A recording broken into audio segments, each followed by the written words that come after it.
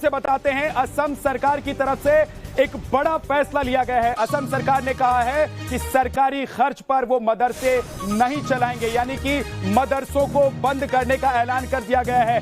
नवंबर से असम में सारे मदरसे बंद कर दिए जाएंगे, मदरसों को स्कूल में तब्दील कर दिया जाएगा, यानी कि अब जिन जगहों पर मदरसे चल रहे थे वहां पर स्कूल खोल दिए जाएंगे। और साफ सीधी बात है जो असम सरकार की तरफ से कही गई है कि कट्टरपंथ की पढ़ाई के लिए सरकार पैसा खर्च नहीं कर रही है।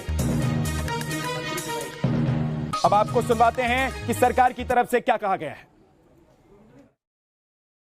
What we are trying to do that all these madrasas will be converted to a normal regular school, or in some cases the teachers will be transferred to normal regular schools and madrasas will be closed. So government will come out with this notification in the month of November. There is another reason while we believe that government should not spend money for doing something which is not in our mandate, because in my opinion teaching Quran cannot happen with the cost of the government. So if we have to teach Quran with the cost of government, then we have to teach both Bible and Bhagavad Gita also at the cost of the government. So we want to bring a similarity, uniformity, and we want to stop this practice. और आइए अब आपको सुनवाते हैं कि शिया धर्म गुरु की तरफ से इस मामले पर क्या बयान आया है, क्या कहा गया है।